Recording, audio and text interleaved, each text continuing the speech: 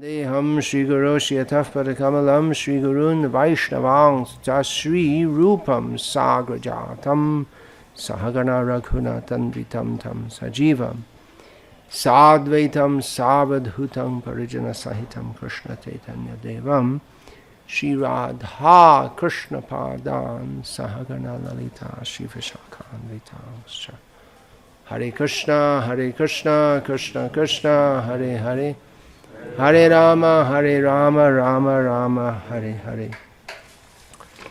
Okay, so we'll continue with a discussion of points raised by someone who's supposed to be a Christian, although doesn't talk much about Christ or God, or talking more about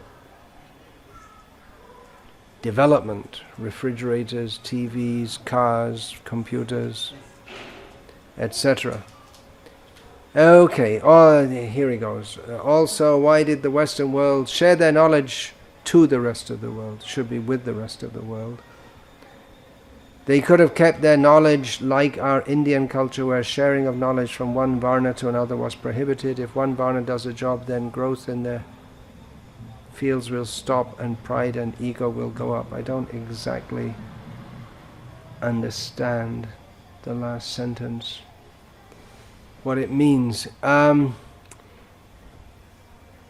Western world sharing their knowledge with the rest of the world. Now, it's true that the British introduced English language education with a Western education into India, although there was education prior to that. The reason for the British doing so has been recorded. It wasn't that they were thinking so much of the benefit of the Indian people, but they thought that this is documented, that even in the Parliament in England it was said that if we keep the Indians as Indians, then we can't control them or rule over them. We have to change their mentality. So that is possible by introducing Western-style education. And along with that was introduced the idea that everything Western is better. Was it Lord Macaulay who was noted as saying that one shelf of any library in the Western world is worth more than all the books that have ever been produced in India put together. So it's a very ethnocentric, egoistic, jingoistic, if you don't know what all these words mean, you can look them up, outlook that we are better and you should be controlled by us for your own good.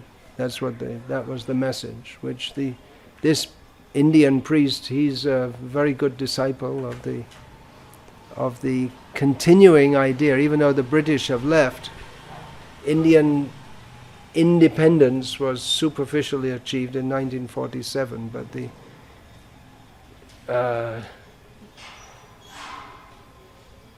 psychologically the Westerners are still controlling, or that rather the Indians have become more like Westerners themselves with these ideas.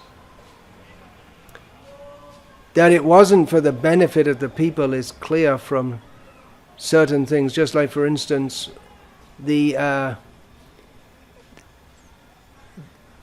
cotton mills were being developed in Manchester and in Lancashire in general, which is part of England. And the cotton had to be imported. But already in India there was a whole culture going back since time immemorial of weaving cotton. Especially the East Bengal weavers, they were very expert. They made muslin, very thin and fine. So that the British factories could prosper, so that the cotton could be taken from India to Britain, woven in the factories there, and sent back to India and sold here. It's all for business. The British, they cut the thumbs off all the weavers so that their art was lost. So it was a hardly benign government. And even at home, you're talking about all the benefits. The reason they could sell cotton so cheaply, or their cotton goods relatively cheaply, was because the workers in the factories were they lived worse than pigs. Their living conditions were horrible.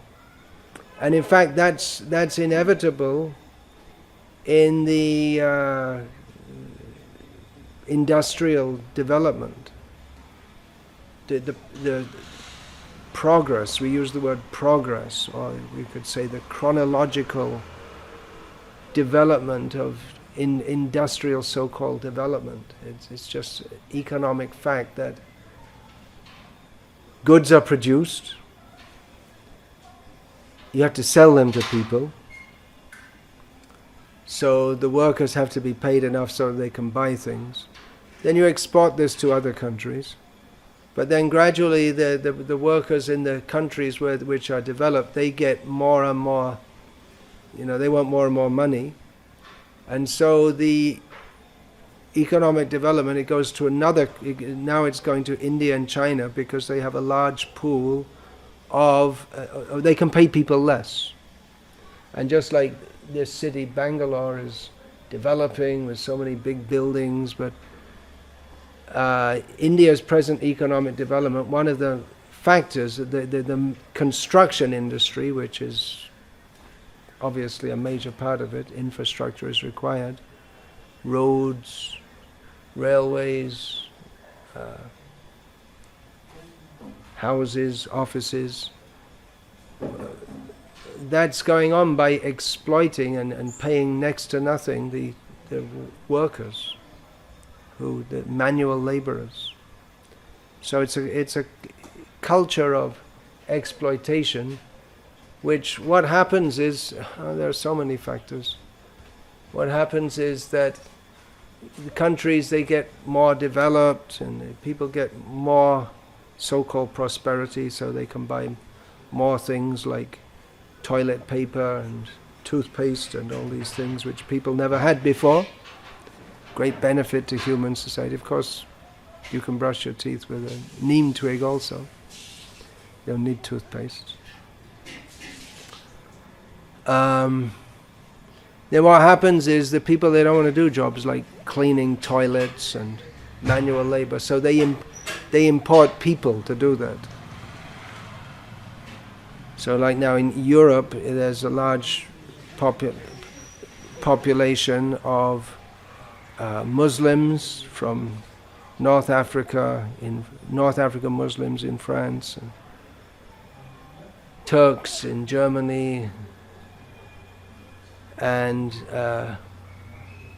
it just changes the whole demographic situation. Anyway, I'm just making the point, there's so many consequences of this following the Industrial Revolution, and there's so many consequences. The whole society gets upset in so many ways. Yeah, but anyway, this idea that the Western world shared their knowledge with the Western world, with the rest of the world, they didn't share it in a benign way, thinking that, well, we're going to help everyone, but they wanted to exploit. They built railways not for the benefit of the Indian people, but so that to help them better control and exploit the country. I mean, the British, the Dutch, the French, the Portuguese, and then the Mughals, they all came to this country. Why? Because it was very rich. Otherwise, why did they bother coming here such a long distance? For the sake of wealth. The people who came here they came here headed by economic desires, and the missionaries followed. Although the traders and the missionaries didn't always get on so well, because the traders, they weren't, they just wanted to make money, that's all. They weren't so interested in all. They thought the missionaries would cause social problems, which they did and are still doing. Sharing of knowledge from one varna to another was prohibited.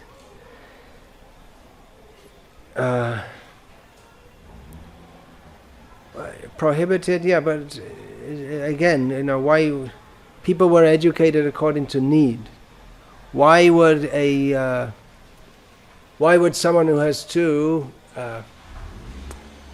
administer the state be trained in how to make pots? And why would a potter be trained in administration? It's a different system of education. From an early age, people are trained in a profession, so that as they grow up, they're in a profession. It's not that you go through school and you learn about so many irrelevant things, and then later you have to think what your profession will be. And then also, even if you get educated in a certain line, it's not necessarily that you'll work in that line, or that you'll even get a job in that line. As one of my brothers-in-law in England, after leaving school, he spent 5 years as a printer's apprentice. And at that time, the whole technology changed, everything became computerized, and everything he learned became completely useless. So he spent 5 years working come studying, getting paid next to nothing, and all that he learned became useless, just irrelevant. So that's another problem with the so-called developed society, that it's very unstable. The economy is unstable, especially in the modern age. It depends on oil, and the oil's running out, and to get the oil you have to go and invade different countries.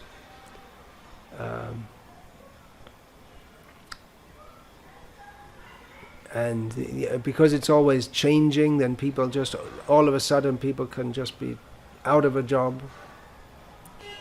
So this priest is talking about we all dream of our dream of the Western world. It was called the American dream, but it's turned into a nightmare in many ways for many people. But still, people are dreaming. Still, people are dreaming of happiness by getting money and so on. But you go to America, you'll find you go in the cities, there's so many beggars. I think I see more beggars in America than anywhere, actually. Of course, you see them everywhere, in England, but I think probably in America more. Maybe you just notice them there more, I don't know. But so many people, they're just, they have no job, no family, no anything.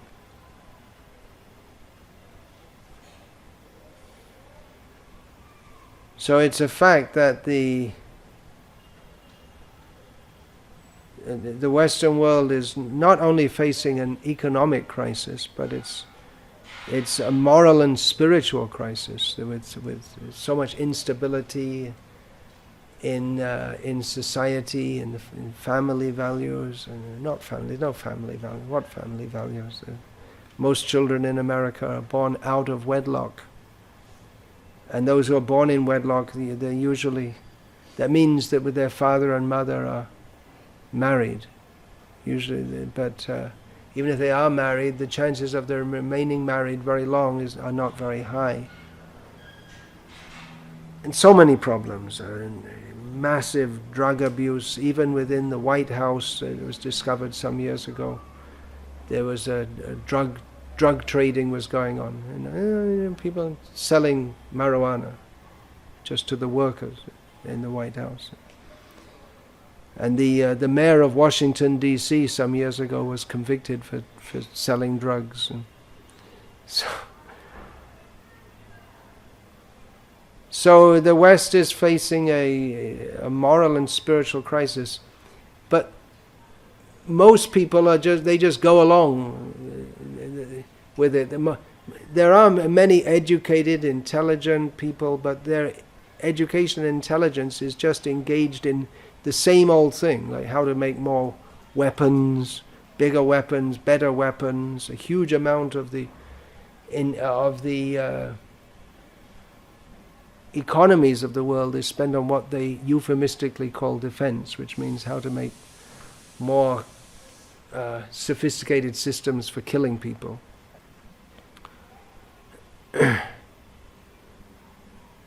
So most of the people of the world are engaged as lawyers or scientists or educationalists, educating people how to become part of this decrepit system.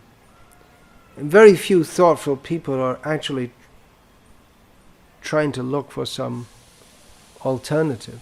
They just go on in the same old way. But out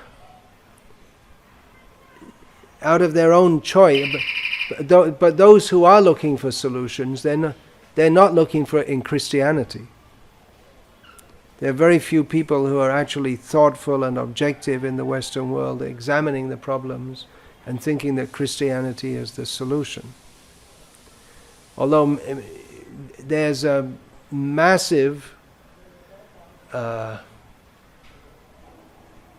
amorphous, you could say, or not like official movement of people who are taking inspiration from Eastern worldviews. Meditation is very common in the West. Yoga, vegetarianism is very common. That didn't come about due to Christianity for sure. So without any governmental support or any one official movement to do so, many people are looking to what they consider to be Eastern wisdom to, at least in their personal lives, make some sense out of it. Then the priest goes on to speak about the ambassador car from HM, why the company could not flourish. Why can't you learn to use English properly? Why could the company not flourish? Why the company could not flourish? They were anyway, it's just part of being in India. I have to tolerate the Indian English. They were monopoly and never respected the customers. Poor product quality, unimproved design, customer dissatisfaction, and a lot more. So ambassador cars are being used as an example about why you should be a Christian. I guess the ambassador car was a part of a mixture of the old culture and the new culture, with the protectionism of the old Congress protectionist policies, with the idea that, well, we have a car and it works, so why bother changing it? The idea in the old traditional culture that whatever is old is whatever works and goes on, it's okay. You don't have to bother.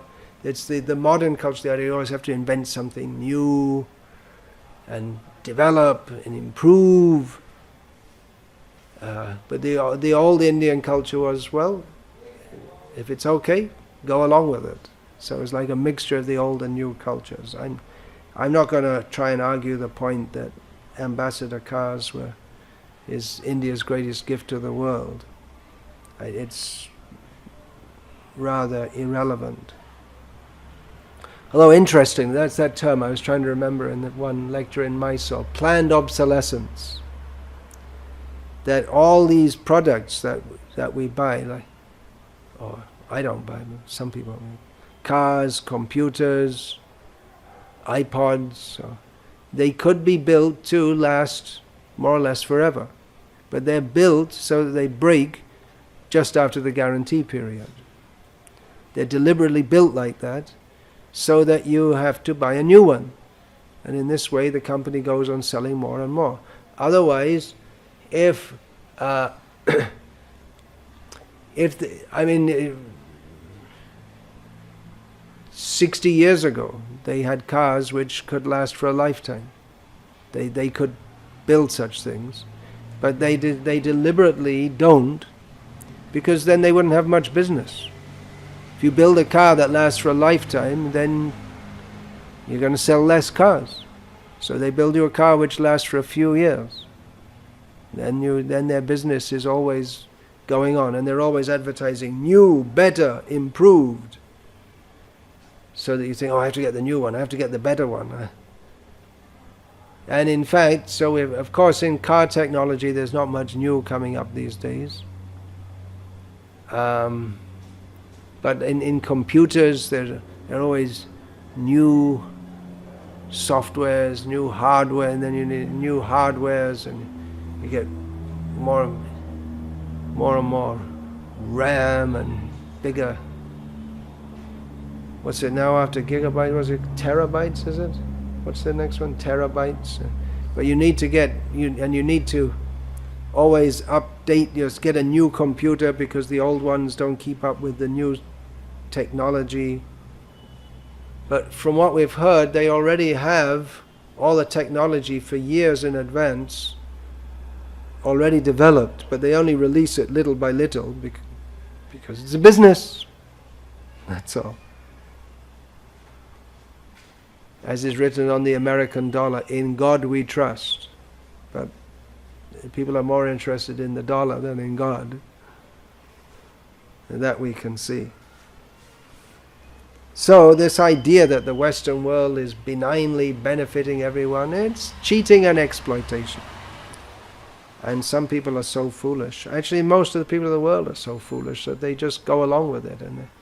And they if someone wants to cut out of it, like Jesus did at that time, he cut out of materialistic society. Or like we are supposed to be doing at the present time. Well, I can say I am. Yeah, I am. Maybe that many members of the Krishna consciousness movement are just trying to make a compromise with modern materialistic society, but I don't want to. Compromise to some extent is there, just like we're using these electric lights, for instance. But we're making communities in which there are no electric lights. Living on God's bounty. Why then were we using this at all? Well, it's just like using the wood from a tree to make a handle for an axe to cut down a tree. We're not enamored by all these technological developments. But we use them to propagate to others that this is not necessary. That's all. So if you go back to the Varna system, then your child can't go to what else did I have to say about this? Oh yeah, there's another point. If the British were so benign, then why did Gandhi and others oppose them? Why did they kick the British out if the British were so much concerned about doing such a good job for India? If you go back to the Varna system, then your child can't go to school. Well, this idea that everyone should go to school, that's another cheating, because they just prepare you for a life of slavery within a materialistic system. Your child, I guess only the Brahmins and the elite groups will study, and the rest will be pushed to poverty and suffering as it happened before. Yeah, this is a very one-sided view. Just like poverty, this point about poverty. Our Murari Prabhu is in Malawi, which is rated among, I think, the 3 poorest countries in the world. The per capita income is one of the lowest in the world, but, as he told me, everyone in the country has a little land, and they grow their own food, and they don't have money, but they have food and a place to live, which many people in the Western world don't have. They may have money, but they don't have a place to live. And if you have your own, because they're not so much in the money economy, they're just producing their own food, then people think they're very poor. But actually they eat better than many people in the Western world who eat some food which is some vegetable which was grown with chemicals and was grown in another country and imported and is still looking somewhat fresh because it has artificial preservatives, has very little flavor, has very little nutrition, and is poisonous also because of the pesticides and the other chemicals put on it. So actually in Malawi, people although they're rated to be very poor, but actually they have good and better food than most people in the Western world. And they're only rated as poor because there's this idea that you have to have money. Why do you have money? You have to have money so you can buy food. Well, they don't need to buy food because they grow their own food. Yam people grow that. It's their staple food. So you don't need grains produced in massive fields with massive combine harvesters and spraying the fields with pesticides from the air. You don't need all this. It's a much more simple way of life. So this idea, everyone has to go to school, this was promoted because the industrial society requires people who are competent to use all their machines and computers and technology. Although many people in the West nowadays are not that well educated anyway, as is being noted by the professors in the modern age are lamenting that people are coming into the university with language skills which they wouldn't have been allowed into they should never have been allowed in the university in the first place. Their English is terrible. And I've personally seen a paper someone showed me for he was working on a master's degree, and his standard, this in a university in America, his standard of English was terrible. But the professor just had to accept it because that's just normal nowadays. If they reject him for his English being so bad, then the professor himself won't have a job. He has to teach people who are very poorly educated. So this idea, everyone has to go to school, that's another myth that's propagated. Why? Why does everyone have to go to school? What's the value? If you're going to drive an auto rickshaw in Bangalore, then what do you need to go to school for? Why spend years in a school to drive an auto rickshaw? Well, you're going to have a better chance to do something else, but most people don't. There are many people who work in factories, work in fields, drive auto rickshaws, do many things. They don't need a formal education. A goldsmith, he teaches his son how to do the work, and his son learns it. And he has a profession for life. What does he need to go to school for? It's just a big myth that everyone has to go to school. Rather, what happens is from childhood, kids are forced to study, and they spend years studying. The other day, when I came here, I saw there was a girl in the house opposite, studying early in the morning, reading her book and falling asleep. It looked like she'd been up all night studying. Just some torture. And she just tortured. And then when you get your university degree, then you spend your whole life just doing some jobs that you don't. Most people, if they have a job, most people in the modern world, if they have a job at all, they're doing something that they don't want to do, they don't like to do, they're not happy doing it, with people who they don't like, and they don't even like their family members. They come home and if they have a family at all. So more and more people just live on the internet, and they invent some persona for themselves and pretend to be some kind of person, and they write all kinds of heavy things, although they wouldn't dare to say such things to people personally. They just invent some persona. It's just an insane society which this person is trying to promote as being you should become a Christian because Westerners are Christians. It's an inane, insane argument, because most Westerners nowadays aren't Christians anyway. And it wasn't because of Christianity that this society developed. And this whole society is a mess anyway. Okay, finally, although it's not finally, he's still got 3 paras to go, but he says, finally God made all of us equal. There is none big or small, powerful or powerless. Everyone is given a chance by God to know Him and to acknowledge Him. He loves people so much to those who acknowledge Him. He forgives all their mistakes and gives them the assurance of His love and place in heaven right in this birth so that they don't suffer. Also to them He will show the wonders of His knowledge and help them to develop this world with new thoughts and technology. God made us all equal. Well, if you say He made us, if you're talking about the material bodies that we have, that's obviously not true.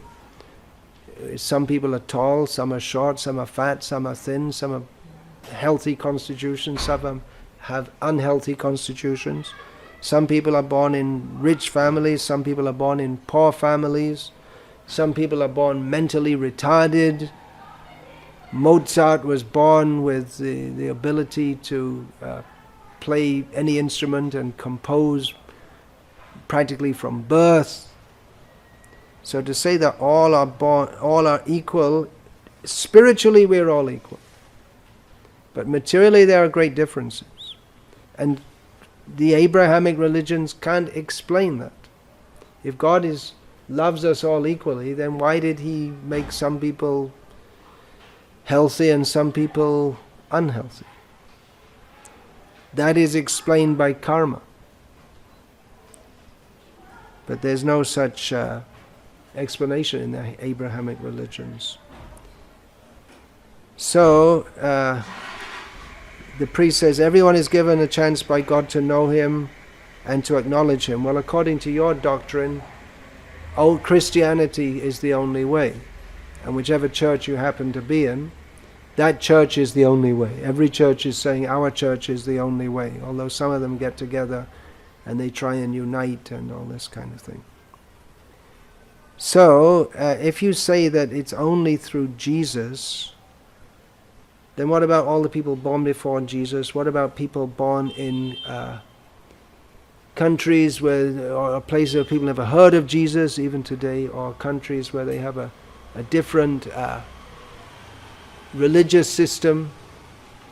They won't be so much inclined to that. Some people, although born in a Western country, are born in a family or a non-family, or just to their mother, or they never knew their father, or born in a family or whatever of atheists or agnostics or people who just have no interest whatsoever in religion or Jesus. So how is it that everyone's equal? If you say that Jesus is the only way, why doesn't everyone get an equal chance to know about Jesus? It seems that God, according to their philosophy, it seems that God is biased. And if He's going to burn them in hell forever if they don't acknowledge Jesus, then He's just setting some people up to be burned in hell forever. Because from the beginning they have no interest in or knowledge of Jesus. In other words, their whole philosophy is absurd. Then He loves people so much to those who acknowledge Him. Yeah, He only loves those who acknowledge Him. He forgives all their mistakes. But what about the people who don't acknowledge Him?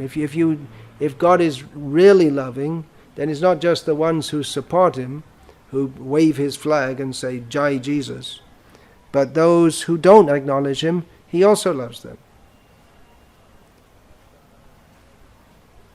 And according to the priest, to those who acknowledge Jesus, He gives them the knowledge to help them develop this world with new thoughts and technology. That's completely against the teachings of Jesus Himself. Jesus never spoke about develop the economy, try to make this world a wonderful place. He never spoke such things. Jesus was, as any typical spiritually minded person, Jesus wasn't interested in the economic development or trying to enjoy this world. That's more like Satan's philosophy, if you believe in Satan. I'm not here to hurt your feelings, he says again. I'm telling the direction the world goes. If you try to stop this flow, people will think you're a stumbling block and will ignore you. I will not. But Jesus went against the flow. Any genuine spiritualist doesn't go with the flow of the world, because the flow of the world is materialistic. So, now the priest... So, I'm making the point that he's trying to represent Jesus, but he's not at all, this priest. Then, quoting Srila Prabhupada, throughout the entire world there are so many states, legislative assemblies and parliaments, but still the citizens are rogues and thieves. Then the priest comments, this above statement is very aggressive. True. True, yes, it's aggressive. Jesus also, if you see the history, if we're to believe what's in the Bible, then he also sometimes became very aggressive at materialistic people. According to your philosophy, God condemns people to fall into hell forever. That's really aggressive and nasty. And a premature idea about this world without a holistic wisdom of a knowledge about each situation is just a general statement. Yes, it's a general statement. It's not saying that everyone's a rogue and a thief, but it says that the entire statement has to be seen in context. It's saying that despite the efforts of various legislative bodies, that there's so much crime in the world. As was seen in New Orleans when the administration broke down, when the whole city got flooded, and then people were just... Or when the police go on strike in the Western world, sometimes it happens. I think recently in from Canada, the police went on strike. Immediately, people were out in the streets looting and robbing. So, the point Prabhupada is making, if you read this statement in context, is that people, just by making laws, you can't improve the quality of life or make people good citizens. You have to train them to be good citizens by giving them proper moral education. It is very abusive, and the words are improper for a spiritual person. This just shows his desperateness to push his view. What do you mean by a spiritual person? This point should be discussed. What do you mean by spiritual? According to your definition, it seems like spiritual means who's got the most technological development. That's what in your letter you've been talking about all the time. Does it mean someone who just smiles at others, or what? What do you mean by spiritual? I mean, the priest seems to have no idea of or actual interest in anything spiritual. He's just talking about technological development. He's more a proponent of Western technological development than anything Jesus said. His whole letter, there's nothing about the teachings of Jesus or how we... I mean, Jesus said many good things, although Christianity doesn't, on the whole, it doesn't have a very... or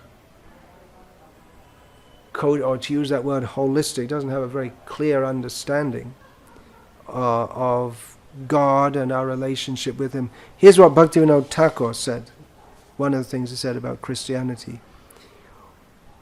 What crime did the living entities commit? Unable to properly answer this question, some men of small intelligence gave birth to a very wild idea. God created the first man and placed him in a pleasant garden with his wife. Then God forbade the man to taste the fruit of the tree of knowledge. Following the evil counsel of a wicked being, the first man and woman tasted the fruit of the tree of knowledge, thus disobeying God's command. In this way they fell from that garden into the material world filled with sufferings. Because of their offense, all other living entities are offenders from the moment of their birth. Not seeing any other way to remove this offense, God himself took birth in a human-like form, took on his own shoulders the sins of his followers, and then died. All who follow him easily attain liberation, and all who do not follow him fall into an eternal hell. In this way, God assumes a human-like form, punishes himself, and thus liberates the living entities. An intelligent person cannot make sense of any of this. Yeah, it's a very poor theology. I mean, if we're actually to be objective, we have to see that it's a very poor theology. There are so many questions and answers unanswered. So the priest has made various allegations, and in a general, not a systematic way, I've answered just to show that, as I say, in a general, not a very systematic way, that all these objections that are given, they can be countered. And just as you are complaining about India and saying the West is better, but there are so many, that can be countered, and it can be shown that there are so many bad things in the Western world. Of course, there are many good things in the Western world also, many things that India can learn from the Western world. For instance, civic cleanliness, environmental and ecological consciousness, and so on. So I'm not an apologist for India or Hinduism. I'm not particularly interested to bash the Western world, but this presentation of the priest is just so lopsided and inaccurate that it's been sent to me, something should be said in reply, because he's attempting to lead people down the same path that he's going down, as he's convinced that it's the best. But an intelligent thinking person should consider very carefully what actually is the best, what actually is the purpose of life. Without considering that, if we simply engage in argumentation, then no one is benefited. In the Vedic science of argumentation, which was developed long before Christ, long before the Western world had its renaissance, it's said that there are three types of debate, disputation, or discussion between people of different standpoints. That which is in Sattva gun, the mode of goodness, is called Vada, where there is a sober, impartial investigation and discussion of various issues to try to ascertain the truth. In Rajagun, the mode of passion, there is Jalpa, in which one person simply speaks, wanting to be heard by others and not being interested to hear others. And then in Tamagun, the mode of ignorance, there is Vitanda, in which one simply wants to win a debate at all costs without any concern for the truth. Just you have a point and you want to push it, and you can tell lies, you can avoid valid points that are presented to you. You just want to win. That's all. So I don't find in the priest's discussion or his points a sober, impartial investigation and discussion to try to ascertain the truth. He's already considered that God's, at least from his presentation, he's presenting that, well, the sign of God's grace is that he gives you industrial development, which if you just look a little below the surface, it's a very poor proposition. So anyway, you're trying to point out some faults. I pointed out some faults in the suppositions of the priest and in Christianity and in the whole idea of economic, industrial development, the Western world. This man is a proponent of the Western world, not a proponent of... Somehow he's joined the two together and he conflated the two in his mind. Although they're definitely not exactly the same thing. So I can point out the faults in you, you can point out the faults in me, and this can go on forever. Although at the present time, due to various historical factors, the propaganda is against what might be called Hinduism.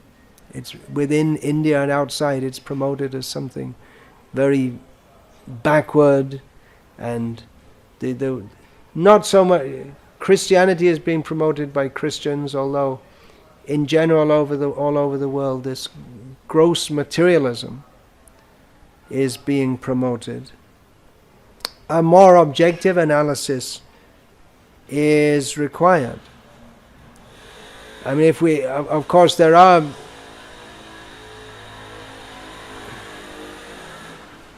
and have been many bad things in Vedic culture, just like there have been many bad things in Christianity. That doesn't mean that Christ is bad. It doesn't mean that everything about Vedic culture is bad. The caste system is usually, that's the favorite one for beating India. That we admit that's been, it's not a, the original idea is not bad, but it has been misused. But that doesn't mean that the original culture is bad. At the higher levels of the culture, atato brahma jignasa, human life is meant for inquiry into spiritual reality, which is wholly missing in this priest presentation. Is just completely concerned with industrial development, and as if that's the highest goal of life. I don't find anything spiritual whatsoever in his presentation. And just to bash India's culture without seeing the spiritual wealth that it has to offer is extremely one-sided. Here's just for example, if we see some, well, the wisdom of Bhagavad Gita, Janma Mrityu Jara Vyadhi Dukkha Doshanu Darshanam. One should see that there are miseries which no one in this world can avoid: birth, death, old age, and disease. This one should see this. This is knowledge. So this is not a sectarian belief, but a philosophical or an exposition of reality. Who can deny it? For instance, we find, so there's a long before Christ there was a sophisticated system of theism. How can you deny that God has not manifested himself in the spiritual culture of India? Is it all just a big, just the work of Satan, some fanatics will say? What about these verses from Srimad Bhagavatam? Just consider the wealth and the depth of them. Kamasya nendriya priti labho jiveta yavata jivasya tattva jignasa narto yas cheha karma bihi. That one should not live one's life simply for fulfilling material desires, such as by getting fridges and computers and thinking that's the goal of life. But rather one should not live for the sake of fulfilling material desires. Rather, one's energy should be focused on, one's life should be focused on understanding the nature of reality. That alone should be the goal of all one's activities.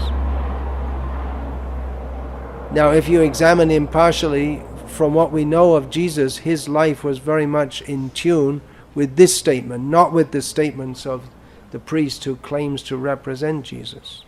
Then again, Savai pung sang paro dharmo yato bhaktirad hokshaje ahaitukya pratihataya yatma suprasidati. The topmost dharma, which dharma is sometimes translated as religion.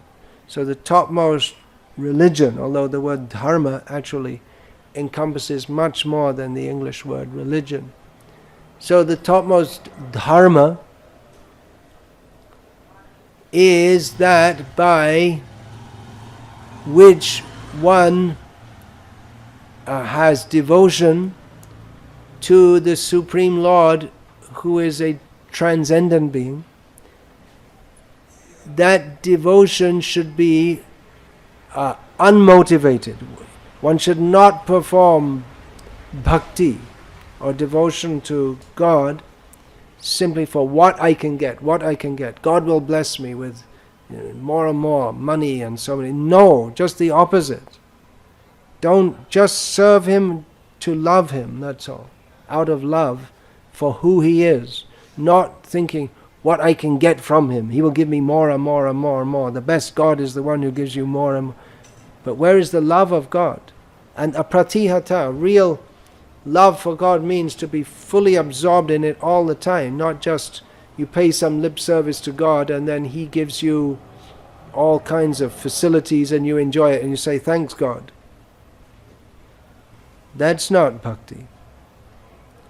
The very first verse of Srimad Bhagavatam, Janmadhyasya yatonvayaditaratas charteshvagnya swarat Tene Brahma Hridaya Adi Kavaye Mohyanti Yat Suryaha Tejo Vari Mridang Yata Vinimayo Yatra Trisargo Mrisha Dhamna Svena Sadani Rastakuhakang Satyang Parangdimahi. I'd like to read the translation. I can translate it word for word, but the translation is very nicely composed in excellent English. So rather than going through it bit by bit, I'll just read through the whole translation. Actually, this is one translation and there's so much more if you examine each word.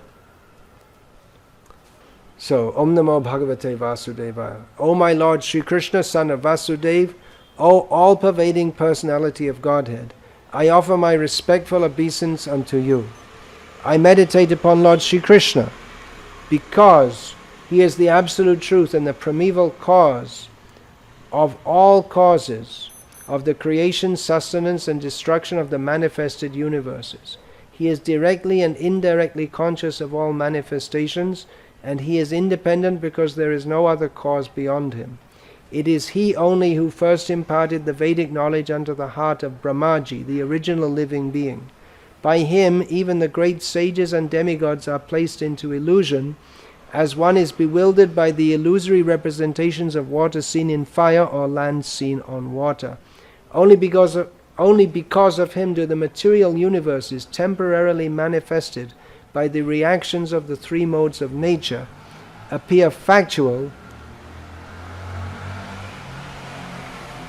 although they are unreal. I therefore meditate upon him, Lord Sri Krishna, who is eternally existent in the transcendental abode which is forever free from the illusory representations of the material world.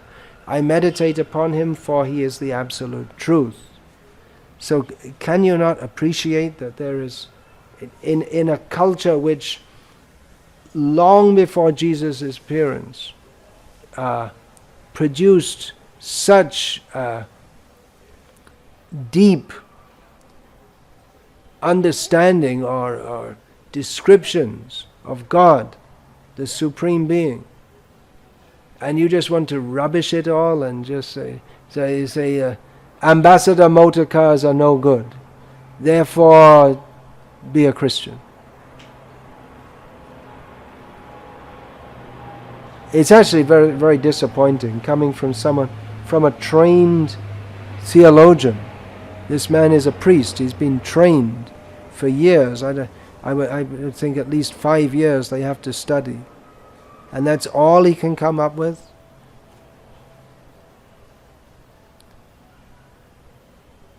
If you're actually serious to understand God, let us discuss. But simply saying ambassador cars are no good, and citing this as a reason why Christianity is supposed to be better, it's weak, it's superficial. Anyway, there are so many adjectives you could use, but anyway, I would request anyone who's actually serious to understand God to not simply accept some dogma. God has given us intelligence. It's a misuse of that intelligence simply to develop motor cars. The best use of that intelligence is to use that to search out the nature of Godhead. Of course, He cannot be found simply by intelligence. That's another mistake, to think that just by learning one can understand Him. Or ultimately, He is to be approached by love. But that's also an intelligent proposition to find out God. So there are many impressive people in Christian history all over the years, but although we don't see many nowadays, but there have been. In Russia, there was unknown millions maybe who were completely, very much absorbed in God and praying. Of course, they didn't have very clear understanding, but traditionally, before the culture was deliberately destroyed by communism, Russians were intensely religious people, Christian. So those who are actually spiritually minded, they will appreciate others who are, but they will not appreciate others who, in the name of spirituality, just want to shatter people's beliefs and replace it with another set of shallow beliefs. No doubt much of modern Hinduism is very shallow. The inability to see the shallowness of this presentation demonstrates that. Whoever got this and couldn't see through it obviously has never seriously tried to understand the nature of Godhead. But to try to vilify one set of shallow beliefs and replace them with another, that's got nothing to do with God's desire for this world.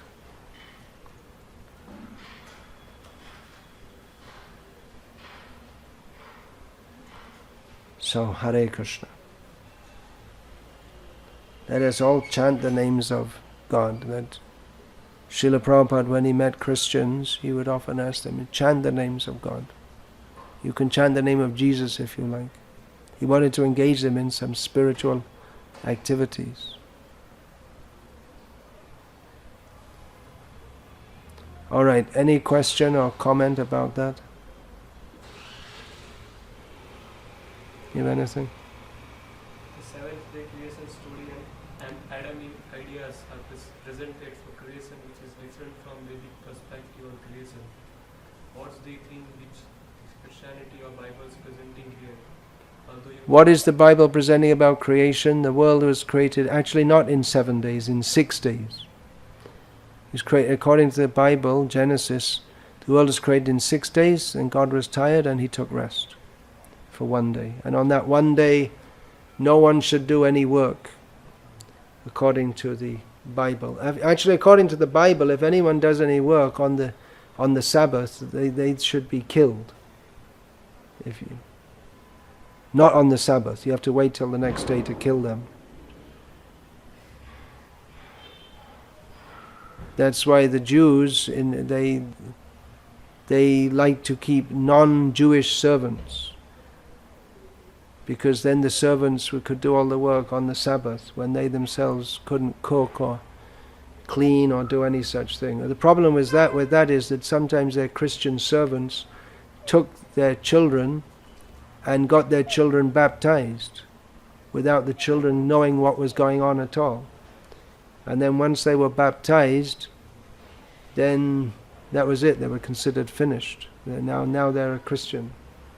It's a silly idea. You put some water on someone's head and say something and think, well, that's it. Now they're a Christian. The poor baby doesn't know what's going on. I've seen so many baptisms. I used to go to as an altar boy, I used to see the baby, and the baby's screaming and they're pouring some water. And now he's a Christian. Now he's saved from hell. And the baby has no idea what's going on.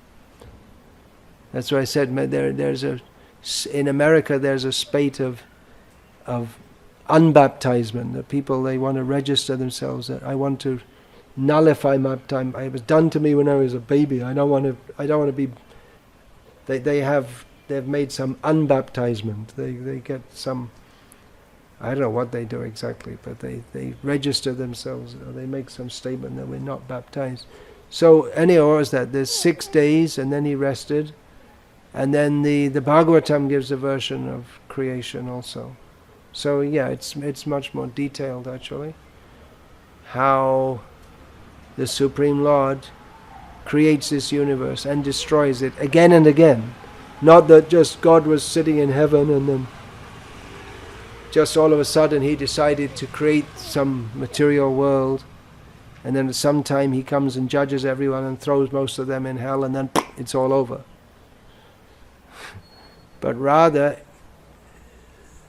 cyclic time. There's creation, maintenance, and destruction. Goes on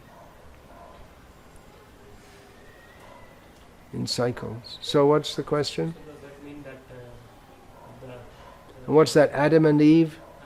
There was Adam, God created Adam, and then Adam got lonely or something, so God took a rib out of him, blew on it, and that created Eve. And then Eve got tempted by a snake, a talking snake, who tempted her to eat the fruit which they're not supposed to eat.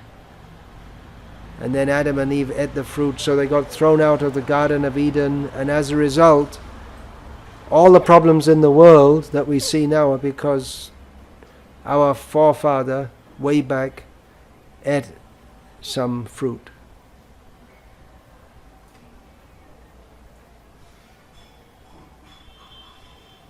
Then there was Cain and Abel, and the first, they were the sons, and then Cain killed Abel.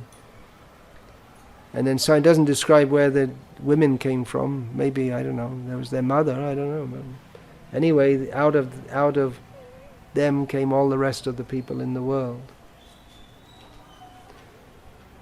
So anyway, you can believe it if you like. It's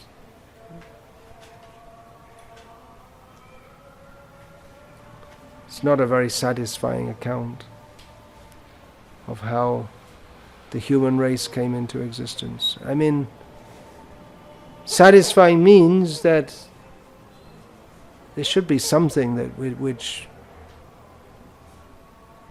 syncs with our understanding, or basic understanding of how things work in this world. Yeah, so what's the question? Something about creation? Yeah, there's a different account in the Bhagavatam. Does that mean that the wrong idea in Christianity Wrong ideas in Christianity. Well, there are various reasons. I mean, the people... Christianity grew out of Judaism, which, after all, it wasn't a very developed spiritual culture.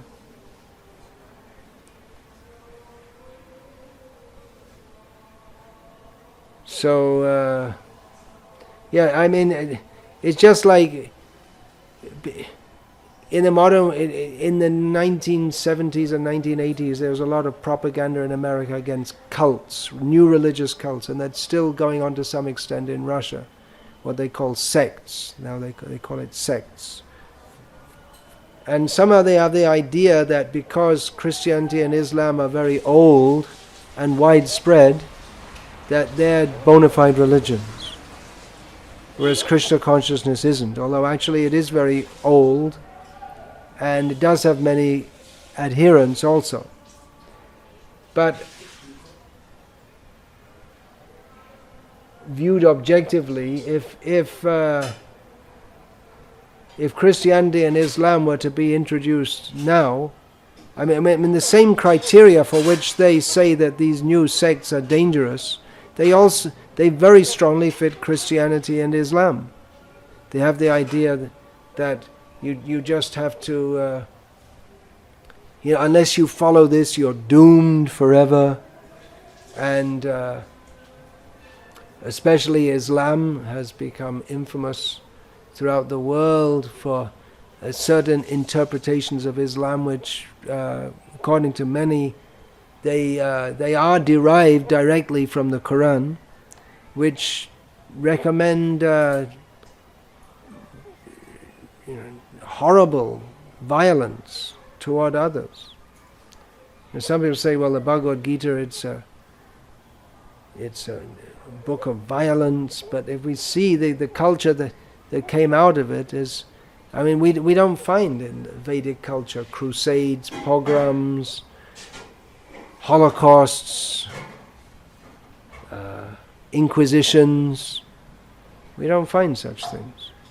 On the whole, although there have been very heated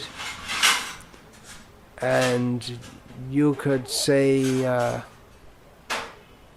acerbic philosophical exchanges, but it didn't usually come to in very few cases it come to the point where they'd actually kill each other or recommend killing each other because of religious or philosophical differences, which is very prominent in Christianity and Islam.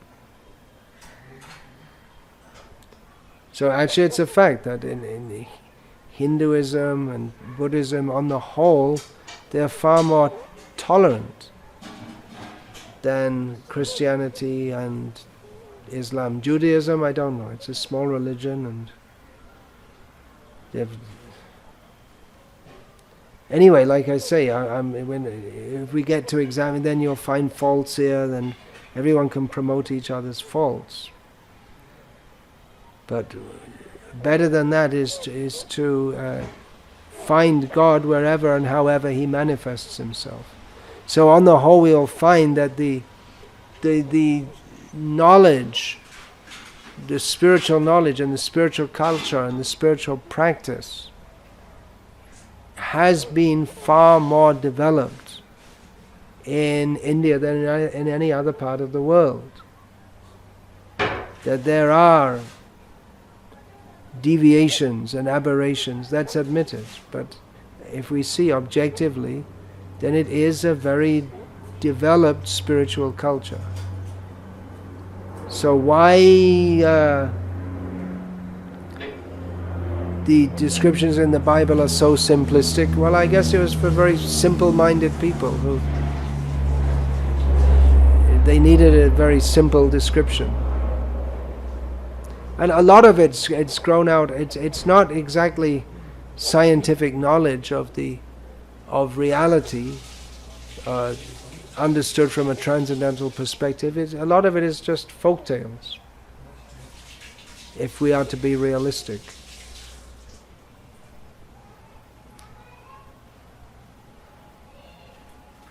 Yeah. Prabhupada said that even though people in Vedic culture, although they are worshippers of demigods, they are well situated. Yeah, but Srila Prabhupada said that worshippers of demigods in Vedic culture are better situated than those who worship one god in Christianity, because at least those in the Vedic culture, they are in the Vedic culture, which that was, Srila Prabhupada's understanding that he gave us, is that even to be in Vedic culture with an imperfect understanding is better to be in a non-Vedic culture in which people are superficially monotheistic, but they have no idea who is God, what He wants. So, what would be the fact of not that everyone who are not seriously interested in understanding the absolute truth goes to Christianity? Someone would approach with a genuine motive of understanding the absolute truth. someone who approaches with a genuine motive of understanding the absolute truth, you're saying if they approach Christianity? Well, who are those people with a genuine motive? I mean, mostly people they have mixed desires. There are very few people who come to the level of actually genuinely inquiring about the absolute truth. Mostly people who approach God, they do so because they are artho jignasa or artarti. They're distressed, they want wealth, or they may have some curiosity. People who are actually serious to understand God are very few.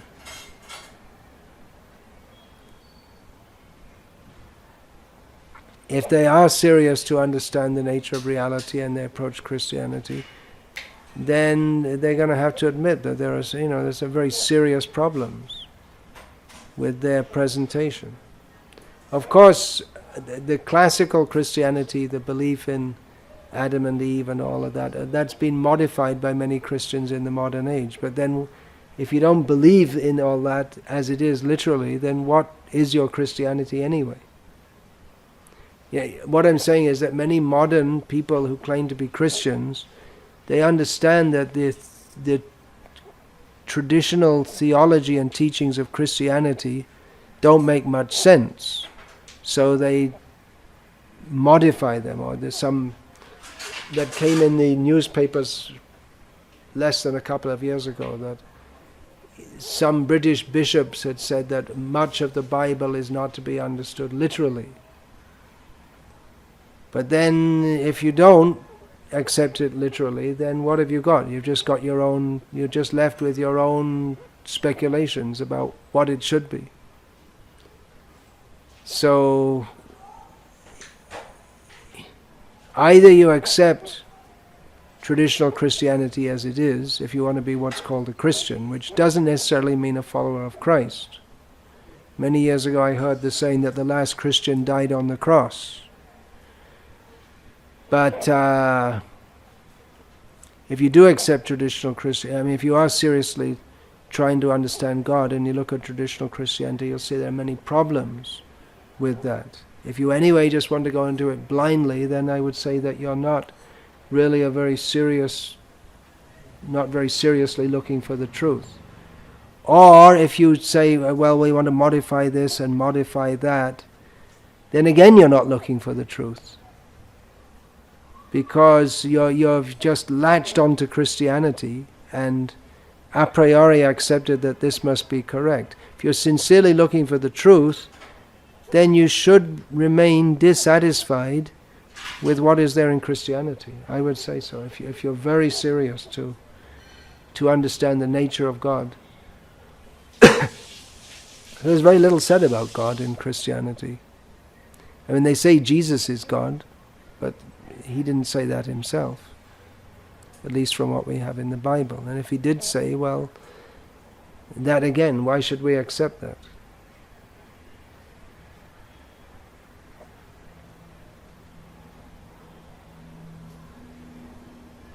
Especially if you're confronted with such a comprehensive theology as presented in Vaishnava understanding.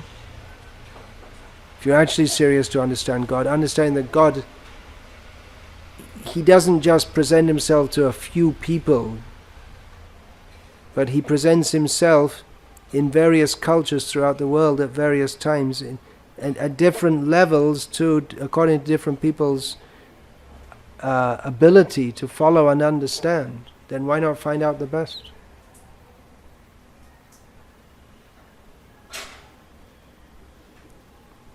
In fact, we've heard many times that in Italy especially, when our devotees were distributing books, the priests and nuns were the most eager to read them. And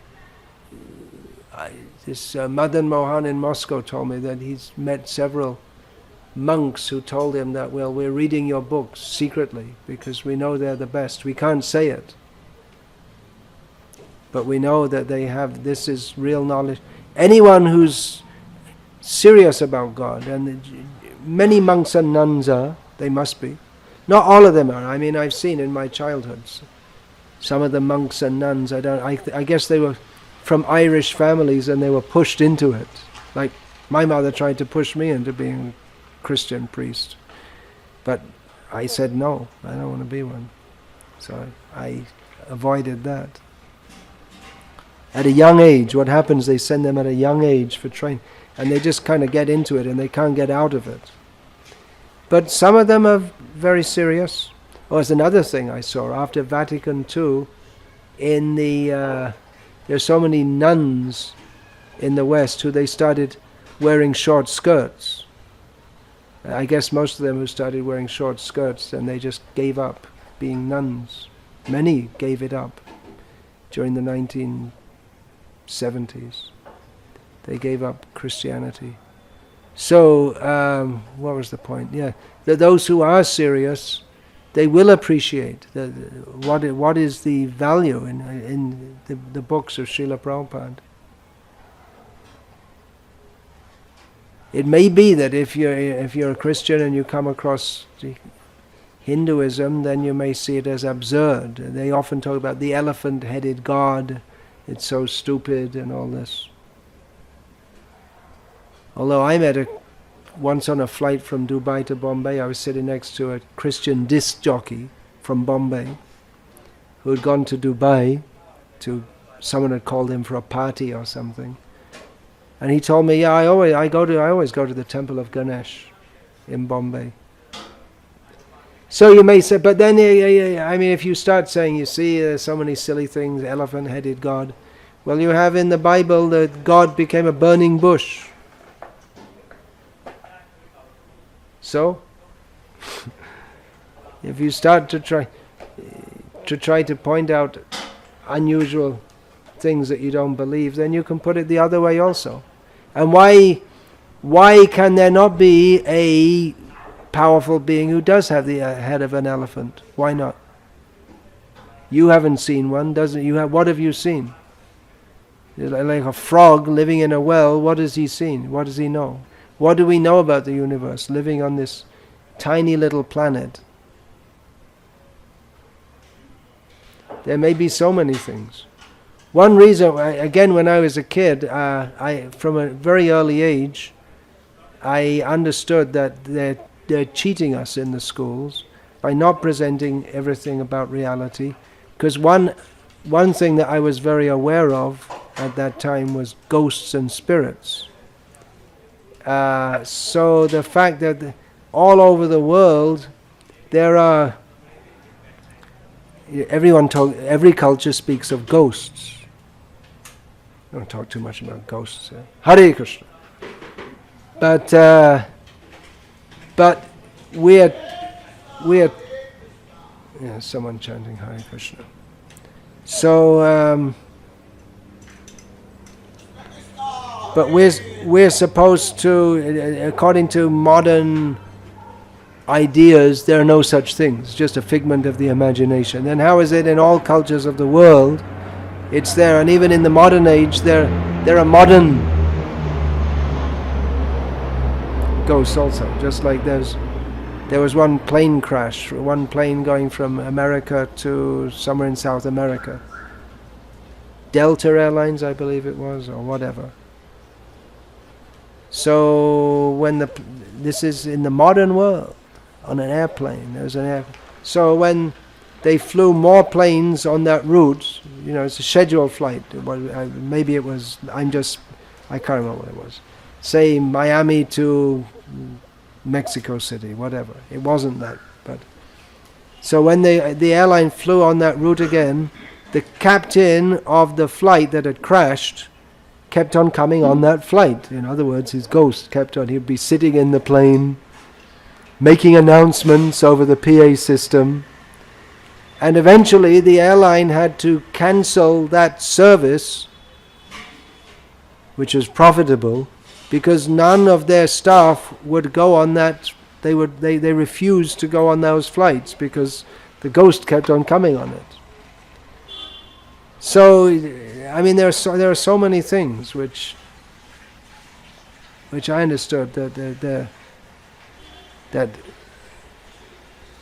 in cultures all over the world they describe dragons. Are there no such things?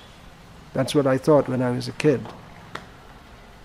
So I understood that this materialistic way of education, it's just trying to constrict our knowledge within the very narrow parameters of that which we can see.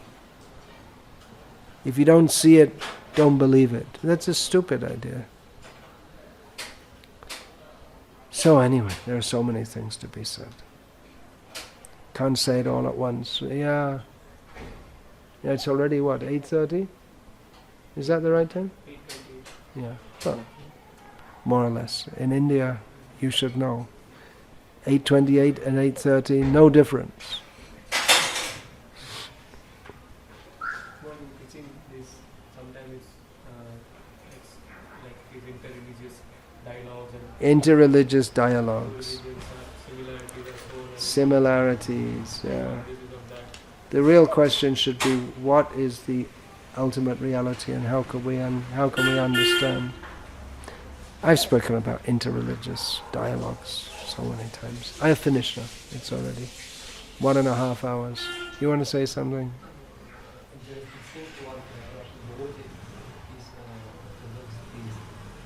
One Russian devotee is an ex-Orthodox priest. Is that?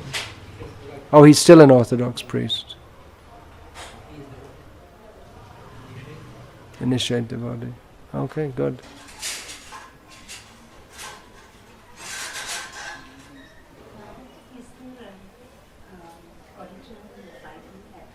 Is there an original Bible? Well, what do you mean by the Bible? That's another question.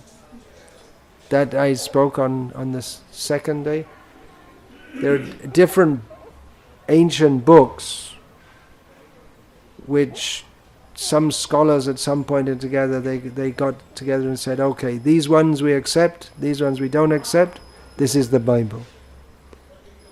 And then different groups, they have the different Bibles. And you see, it's a very different thing to Vedic knowledge, which is Shruti.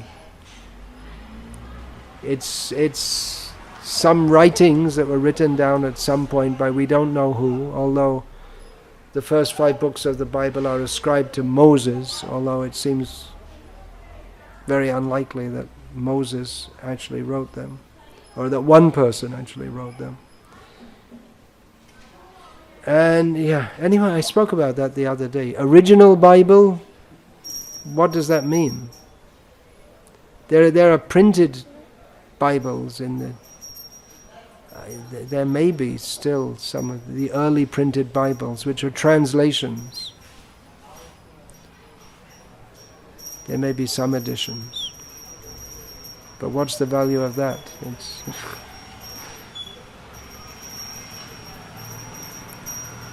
The Vedic understanding of scripture is very different to that of Christian understanding.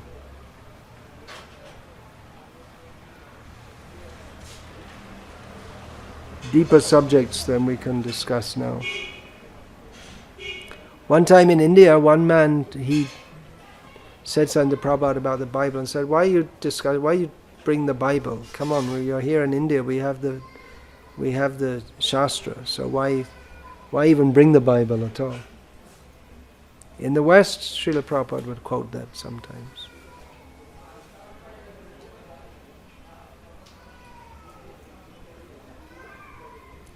Who is God? What is our relationship with Him? What does He look like? What does He do? What is the nature of God? They have no knowledge. Just like we're discussing this Vishnu Sahasranama in depth, trying to understand the nature of God. There's nothing there in the Christian tradition. There's no such thing.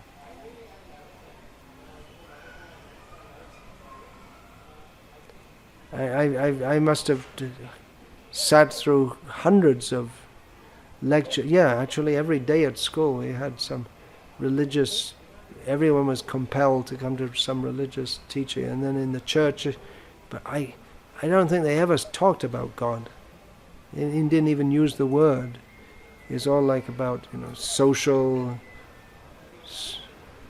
In that time there's a lot of talk about the blacks in America getting social right, equal rights and all this kind of thing. Do good to others, help the poor. Mostly, give something to the church.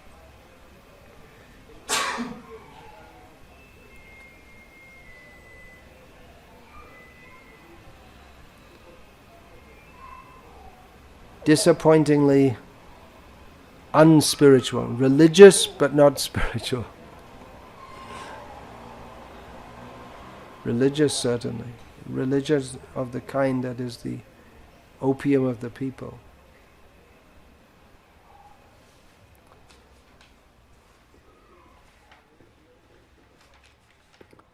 So, Hare Krishna.